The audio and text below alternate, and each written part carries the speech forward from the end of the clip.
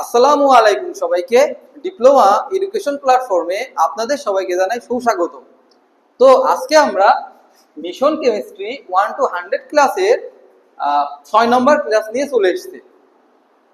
তো 6 নম্বর ক্লাসটা চলেন শুরু করা যাক। 6 নম্বর ক্লাসে আমরা শিখবো কেমিস্ট্রির সবথেকে বেসিক লেভেলের এবং খুবই গুরুত্বপূর্ণ একটা বিষয়, সেটা আপনার সারা জীবন কাজে লাগবে এবং কেমিস্ট্রি যতদিন পড়বেন ততদিন কাজে লাগবে। সেটা হলো কার্বন সংখ্যার ভিত্তিতে নামকরণ। জৈব যৌগের সবথেকে গুরুত্বপূর্ণ একটা পার্ট, সেটা হলো কার্বন সংখ্যার ভিত্তিতে নামকরণ। তো চলুন দেখা যাক কিভাবে এটা হয়। দেখেন, আমরা জানি জৈব যৌগ জিনিসটা কি আমরা গত ক্লাসে আলোচনা করছি, কার্বন এবং হাইড্রোজেন দ্বারা গঠিত যৌগ এবং এদের জাতক থেকে যারা তৈরি হবে, এটা যেমন কার্বন টেট্রাক্লোরাইড। এভাবে হাইড্রোকার্বন অর্থাৎ কার্বন এবং হাইড্রোজেন দ্বারা যেসব যৌগ তৈরি হবে এবং এদের থেকে যে যৌগগুলো আমরা পাবো সেইগুলা সমস্ত কিছু কি জৈব যৌগ। তার মানে আমরা এতটুকু জানি জৈব যৌগের মোস্ট ইম্পর্টেন্ট একটা পার্ট হলো কার্বন। জৈব যৌগে কার্বন সব থেকে বেশি থাকে। তো আমরা সেই কার্বন দেখেই আমরা সেই জৈব যৌগের নামকরণ করা শিখবো। তো দেখেন, যদি কোনো জৈব যৌগের ভিতরে কার্বন সংখ্যা একটা কার্বন সংখ্যা থাকে, তখন মানে এটা স্বাভাবিকভাবেই ওই জৈব যৌগের নামকরণের ক্ষেত্রে অবশ্যই একটা মিথ আসবে। যদি কার্বন সংখ্যা 2টা থাকে, তখন ওই জৈব যৌগের নামকরণে একটা শব্দ আসবে, সেটা হলো ইথ। কি আসবে? ইথ। যেমন আমি যদি এটা একটা উদাহরণ দিই, যেমন দেখেন আমরা একটা যৌগের নাম জানি, সেটা হলো CH4। এটার নাম হলো কি?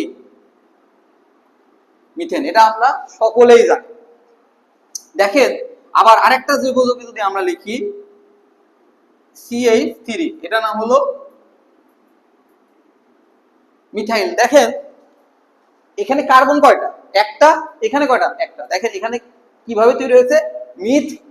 মিথেন। এটা কিভাবে হয়েছে?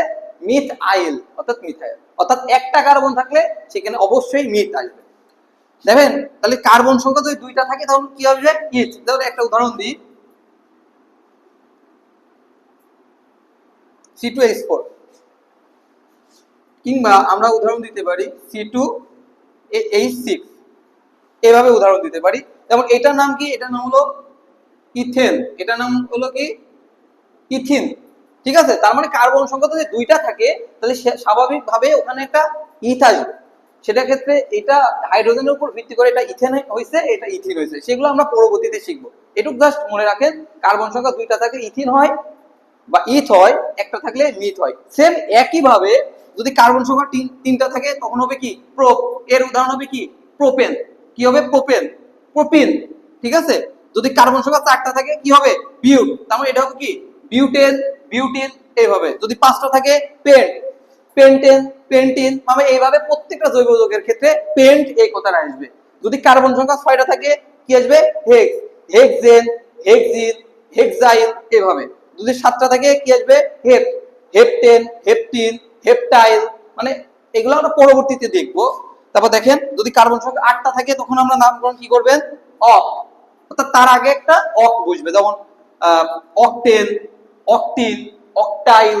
এভাবে যদি কার্বন সংখ্যা 9টা থাকে সেক্ষেত্রে কি বসবে? অর্থাৎ ননাইল। এভাবে যদি কার্বন সংখ্যা 10টা থাকে সেক্ষেত্রে হবে কি? ডেকিন। এভাবে। তো আশা করি আপনারা এই বিষয়টা সুন্দরভাবে খাতাতে লিখবেন এবং এইগুলা মনে রাখার চেষ্টা করবেন। পরবর্তী ক্লাসে আমরা সমগোত্রীয় শ্রেণী বা হোমোলোগাস সিরিজ নিয়ে আলোচনা করব। তো সেই পর্যন্ত আমাদের সাথেই থাকুন। ধন্যবাদ সবাইকে। আসসালামু আলাইকুম।